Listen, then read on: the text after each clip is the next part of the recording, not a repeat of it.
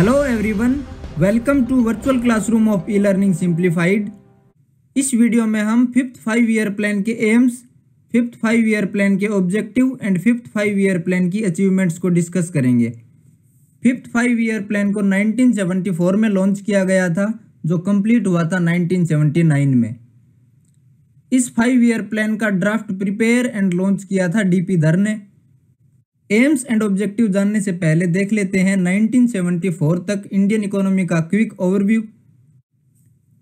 पिछले 5 year plans में agriculture को स्पेशल अटेंशन देने की वजह से फूड ग्रेन्स में 118 मिलियन टन तक का प्रोडक्शन हो चुका था, लेकिन 1962 के इंडो चाइना वॉर, 1965-1966 के इंडो पाक वॉर एंड 1965 के ड्रॉट की वजह से फूड, फर्टिलाइजर एंड ऑयल की प्राइसेस में इंक्रीमेंट हो गया था।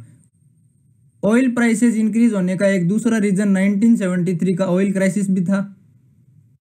पिछले 5 ईयर प्लान्स में इंडस्ट्रियल सेक्टर को भी काफ़ी ज़्यादा अटेंशन दिया गया था। इसकी वजह से पावर प्लांट्स के ऑपरेशन में इम्प्रूवमेंट हुआ था and coal, steel and fertiliser के प्रोडक्शन में भी इंक्रीमेंट हुआ था। 1974 तक इंडिया में रेमिटेंस में भी इंक्रीमेंट हुआ था। रेमिटेंस उसे कहा जाता है जैसे कोई इंडियन सिटीजन बाहर किसी कंट्री में जाके वहाँ जॉब करता है और वहाँ से वो वापस पैसे home country that is India में भेजता है, तो उस पैसों को या फिर उस मनी को या फिर उस इनकम को रेमिटेंस कहा जाता है। रेमिटेंस में इंक्रीमेंट होने की वजह से फॉरेन एक्सचेंज रिजर्व है उसमें भी इंक्रीमेंट हुआ था। फिफ्थ 5 ईयर प्लान के 2 प्राइम ऑब्जेक्टिव्स थे। पहला था रिमूवल ऑफ पॉवर्टी और सेकेंड ऑब्जेक्टिव था attainment of self reliance. Self reliance को सभी 5 ईयर प्लान्स में इंक्लूड किया गया है ऑलमोस्ट, क्योंकि उसका रीजन है सेल्फ रिलायंस अचीव होने की वजह से इंडियन इकोनॉमिक पॉलिसी मेकिंग में फॉरेन इंटरफेरेंस को मिनिमाइज किया जा सकता है। फिफ्थ 5 ईयर प्लान के लिए टोटल बजट आउटले था 53,410 करोड़। इस 5 ईयर प्लान के लिए टारगेटेड ग्रोथ रेट थी 4.4%, लेकिन जब 5 ईयर प्लान कंप्लीट हुआ तब एक्चुअल ग्रोथ रेट जो अचीव हुई इंडियन इकोनॉमी में वो थी 4.8%। इस प्लान के सक्सेसफुल इम्प्लीमेंटेशन के लिए 3 मॉडल्स को काम में लिया गया था। पहला मॉडल था इन्वेस्टमेंट को एस्टिमेट करने के लिए, जिसे मैक्रो मॉडल भी कहा जाता है। दूसरा था सेक्टोरल आउटपुट एंड इंपोर्ट्स को एस्टिमेट करने के लिए इनपुट आउटपुट मॉडल काम में लिया गया था, और सेक्टोरल कंजम्पशन को डिराइव करने के लिए कंजम्पशन मॉडल काम में लिया गया था। तो फिफ्थ 5 ईयर प्लान में 3 मॉडल्स काम में लिए गए थे, macro model, input output model जो लियोनतिफ ने दिया था, और तीसरा था consumption model. Removal of poverty and self reliance को अचीव करने के अलावा कुछ और ऑब्जेक्टिव्स भी थे फिफ्थ 5 ईयर प्लान के। पहला ऑब्जेक्टिव है ओवरऑल इकोनॉमिक ग्रोथ या फिर जीडीपी ग्रोथ में 5.5% की ग्रोथ रेट को अचीव करना, प्रोडक्टिव एम्प्लॉयमेंट को एक्सपेंड करना and existing skills and equipment है उनका एफिशिएंटली यूटिलाइजेशन करना। थर्ड ऑब्जेक्टिव है पॉवर्टी को एलिविएट करने के लिए एक मिनिमम नीड्स प्रोग्राम लॉन्च करना नेशन वाइड। फोर्थ ऑब्जेक्टिव है इस 5 ईयर प्लान के दौरान 125 मिलियन टन ऑफ फूड को प्रोड्यूस करना। नेक्स्ट ऑब्जेक्टिव है उन बेसिक एंड की इंडस्ट्रीज पे फोकस करना जो मास कंजम्पशन के लिए गुड्स को प्रोड्यूस कर रही हैं। सिक्स्थ ऑब्जेक्टिव है एक्सपोर्ट को प्रमोट करना एंड इंपोर्ट सब्सटीट्यूशन की पॉलिसी को एक्सटेंड करना।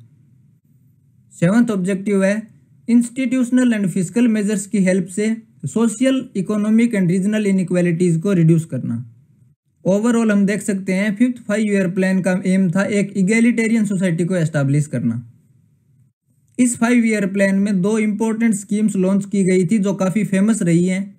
पहली है 20 पॉइंट्स प्रोग्राम।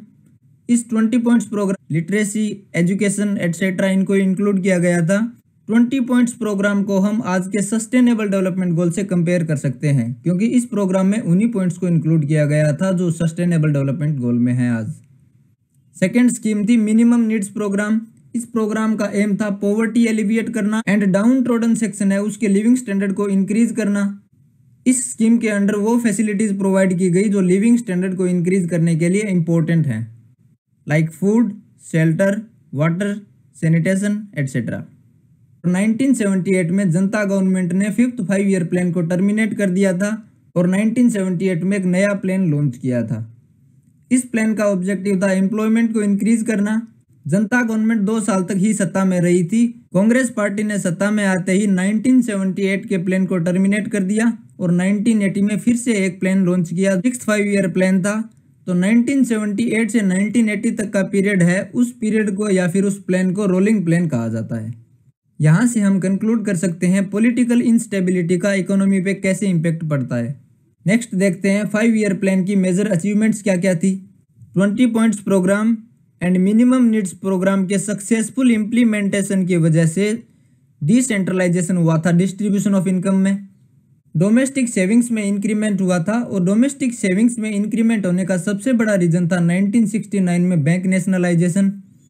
थर्ड अचीवमेंट थी विलेज एंड स्मॉल इंडस्ट्रीज ने 6.8% पर एनम ग्रोथ अचीव की थी इस 5 ईयर प्लान में।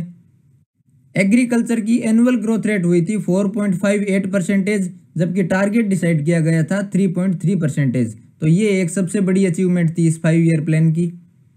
इरिगेशन प्रोजेक्ट्स को और ज़्यादा एक्सटेंड किया गया कंट्री में and gross irrigated area 48.41 million hectare हो गया। If you enjoyed the video then hit the like button and don't forget to subscribe. Thank you, have a great day.